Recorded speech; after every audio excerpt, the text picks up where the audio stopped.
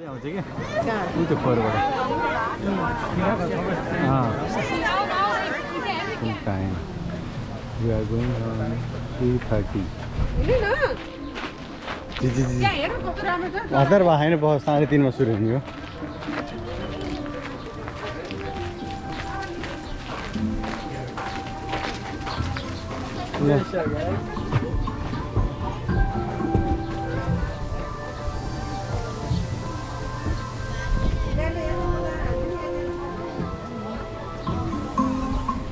तर हैन यता बस्नु पर्ला यहाँनिर देखाउँछ कि यहाँनिर बस्यो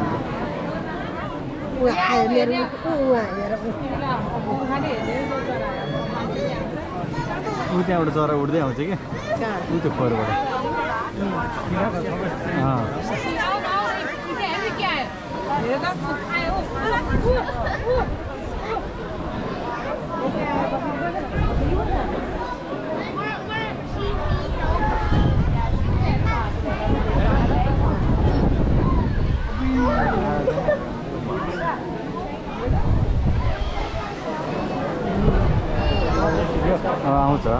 Well, good afternoon, ladies and gentlemen, boys and girls, and welcome to the Parrot Paradise Amphitheater. Very happy to have you all with us here today. Are you guys ready to learn more about birds than you probably ever really wanted to know? Okay, not too bad. We got there, but I think we could be a lot louder than that. We're going to try that again. Are you guys ready to meet some birds?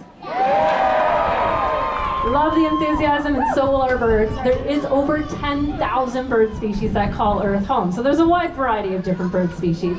Some of them, of course, are more common to us than others, and others are more recognizable to us than others. But all that said, even the most common and most recognizable of bird species are still quite interesting. Like, did you guys know there's more chickens on this planet than there are people on the planet? Pretty interesting fact. Well, what we'd like to do, though, is focus our attention on some exotic bird species. So, my dear, you're going to have to head on home. Off you go. Off you go? Thinking about it. There we go. She's going to head on home with those ducks. They've done a great job, though, kicking us off. Let's hear it for them today. All right, well, that duck's running on his own schedule today. No worries, we're gonna move on with some exotic bird species. How we're gonna do this is look at birds native to other countries around the world. So we are gonna start off with an Australian species. If you've been to Australia, you may recognize them right away, as they're quite abundant in their native land. His name is Hyde. He's our laughing kookaburra. Here he comes in now. Thinking of giving us a little chuckle? Just a little chuckle today. Perhaps he'll give us another one. But the laughing kookaburra is obviously well known for its rolling, laughing call. It's said to sound like the laughter of children, so they quite often use it as a territorial call. How that works is they fly to the edge of their territory, laugh out loud, wait for their neighboring kookaburras to laugh right back, establishing where one territory ends and the next one does begin. Now, if you've not been to Australia, never seen a kookaburra, but you're looking at Hyde thinking he does look a little bit familiar to you. Perhaps you've seen a belted kingfisher in this area. These guys are the largest member of the kingfisher family. Now, unlike a kingfisher who mostly eats fish as its name would suggest, laughing kookaburras are preying upon small rodents, small reptiles, and even insects in Australia. Hi, you've struggled through all this wind, you've had some good flights, here's one last snack, and then let's take that long flight home. Off you go. He's done a great job. That was Hyde, our laughing kookaburra. Well, our next bird is easily recognized just due to his sheer beauty alone. Absolutely stunning bird native to India. In fact, the national bird of India. So rounding that back corner will be Raj, and he is our Indian peacock. Here he comes strutting his stuff in. Now you can call him a peacock, as I think I heard a few of you mention, as he is a male. Females are peahens and young are pea chicks. How can you tell that? Well, he has that beautiful blue color to him. Females are quite a bit duller. Browns, greens, beiges, all helping to camouflage themselves, especially while they're incubating their eggs. Now he is missing his most striking feature as a male peafowl, his train feathers. Those are those feathers that you guys know peacocks for right away. They have them though to prop up, display, attract a female during the breeding season, and since that season's over, he no longer needs them. They actually weigh the males down in flight, which will in turn make them more vulnerable to predation. So losing them makes life a little bit easier for these guys. But all that said, he's going to need to attract a female for next season, so he's going to need to grow a new train. We actually start to see him start working on regrowing that train sometime in the month of January in order to prepare himself for the following spring. Now, all that said, with or without it, I do think he's still stunningly beautiful, and he's done a great job showing that off. He's going to head on home shortly. That is Raj, our Indian peafowl.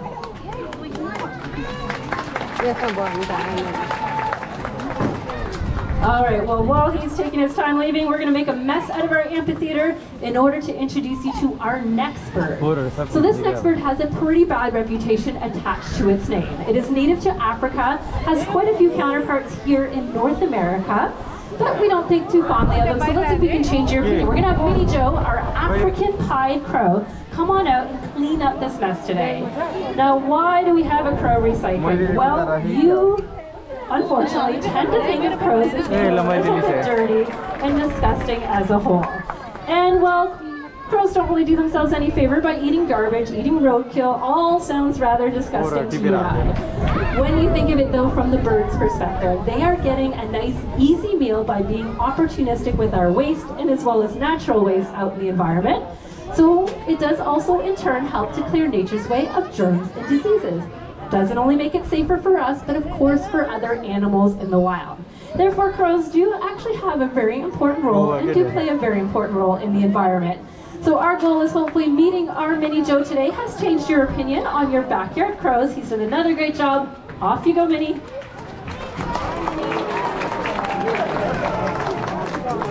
Now we are able to see birds pretty much everywhere, whether they're flying around in their own environments, they might be the mascot of your favorite sports team, or in the case of our next bird, the face of a very popular breakfast cereal. So we're going to invite Papaya to come on out here. Once she takes a flight on in, I want you to all yell, what kind of bird is Papaya?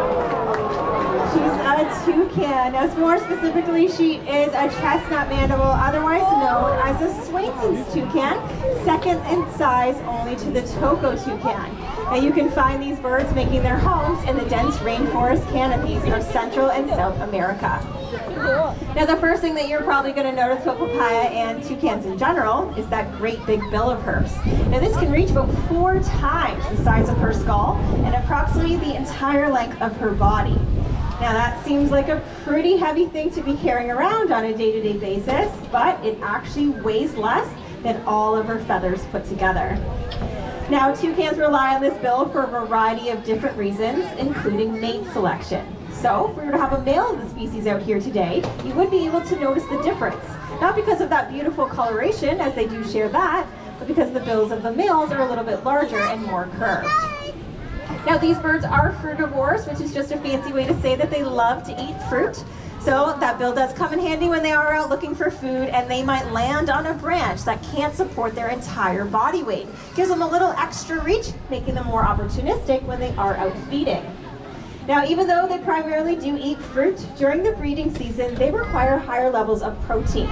So what they're going to do is they're going to use their bill as an intimidation factor against neighboring nests. They're going to scare the bird off to steal the eggs and fledglings. But my favorite way if they use their bill is for thermal regulation. So much like the radiator of a car, it actually helps to heat or cool the toucan depending on the external temperatures of the day. But she's done a great job showing off for us today. So let's hear it for Papaya, our chestnut mandible toucan. Now, a popular face of many tropical destinations happen to be members of the parrot family. And there are over 350 different species of parrots. Unfortunately, they're not really doing all that well for themselves, as up to 50% of them are either threatened or endangered. Factors such as habitat loss, destruction of nesting sites, and capture for the illegal pet trade are just a few of the reasons we're seeing a major decline in their populations. But here at African Lion Safari, we are incredibly lucky to house a variety of these species, some of which we'd like to introduce to you right now. Now, as they come on out, you can see these guys are simply just beautiful. They do stand out in our dull safari environment with those bright colors, But if you think about it, they blend in perfectly well with their own, with the green leaves, the red and yellow fruits, as well as the bluish shadows of the rainforest. Now that they are up nice and close, another thing that you will notice on these guys is that great big hooked beak. Now this is perfect for cracking open hard nuts. They even have a bone inside their tongue, and this is perfect for cracking or for tapping into some of their favorite fruits. My favorite reason of how they use their beak, check it out, they use it as a third foot, making them incredibly acrobatic by nature. Speaking of feet, they have very unique looking feet, 2 toes facing forward, 2 toes facing backward. This is what we call zygodactyl, and it gives them better stability and maneuverability as they are traversing those dense rainforest branches that they call home. And even though they do spend most of their time within the trees, it is a remarkable sight to see these birds take flight, getting up to speeds of 50 kilometers an hour. They use those long tail feathers of theirs to steer themselves, and then they'll fan them out when they need to slow down and land safely. Now Fever, our scarlet macaw, and Olivia, our blue-throated macaw, have done an excellent job showcasing Parrot's unique traits. Why don't you guys take a bow?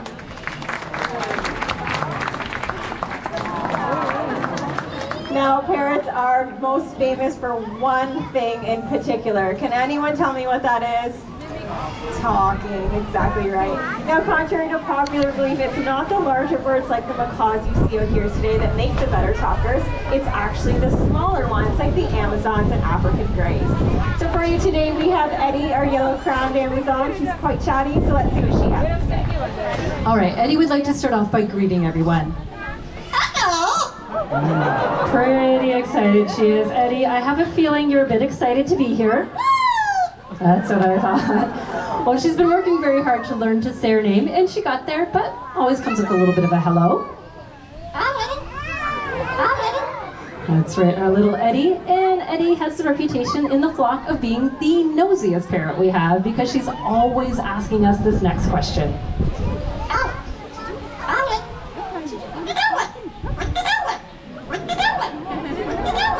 That's right, adorable but repetitive day after day after day. Cannot tell by looking at Eddie, but she is a female. Only reason why I know that is we've actually taken a drop of her blood and sent it away to a lab. They've looked at her DNA and they've determined that for us. So we go through all that bother because to you and I in the parrot family, most species will look exactly the same whether they're males or females. All that said, little Eddie gave us a few good clues. The results would come back. She was in fact a female Amazon. What happens when you see one of our male Amazons? Get the boys' attention. Next up comes the kiss. Very flirtatious little lady she is. By nature, parrots are playful, and Eddie, of course, is no exception to any rule, has a favorite game she likes to play with us. I think you guys might know what this one is. Loves to be tickled, of course. And what happens when we get tickled? We laugh, that's right. Same goes for our little Eddie.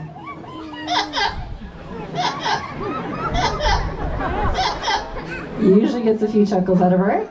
Now, she is also known as the master of sound effects. Picked up a few living with us. First, us drinking a cold glass of water on a hot safari day.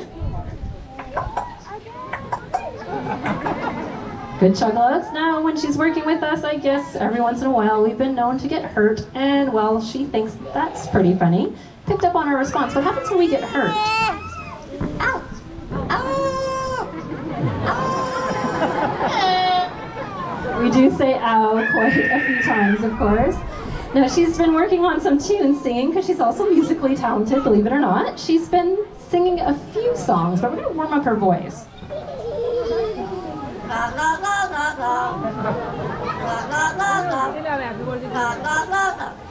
Perfectly in tune to me.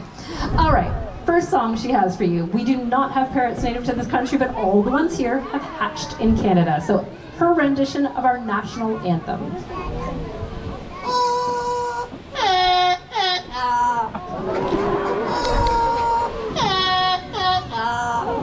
Very patriotic, Eddie.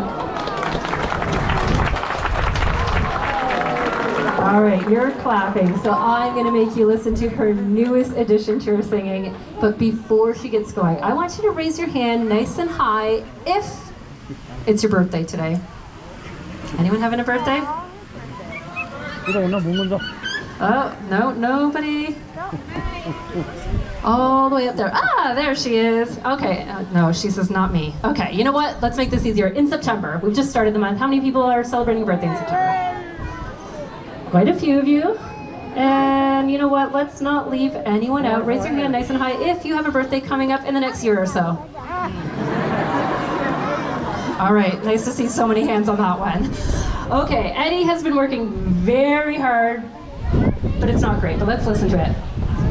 Oh yeah, oh.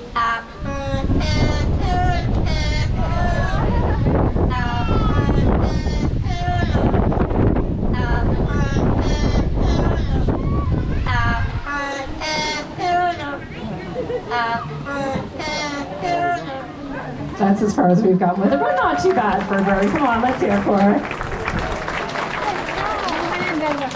Well, here at African Lions Fur, we do believe that the first steps in conservation are education. So we hope you've enjoyed meeting our birds, but perhaps you've maybe learned a thing or two today. So on a bit of a conservation note, Emma is bringing in two very special birds. This here is Levi and Benny. What makes them so special? Well, unfortunately for them, it's the fact that they are a critically endangered species. The blue-throated macaw is the most endangered macaw living in the wild today. You can only find them in Bolivia, where their numbers are ranging in the couple of hundred individuals. So I'd like to put that into a bit of perspective. Have a look around you in the audience today. Probably more of you sitting in our audience than there are of their wild counterparts.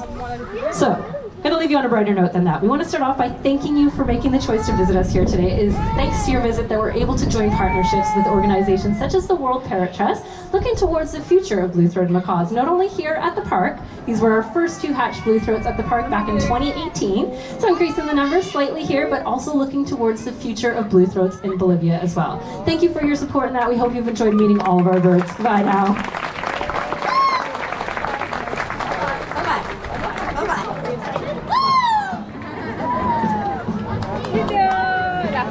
다녀.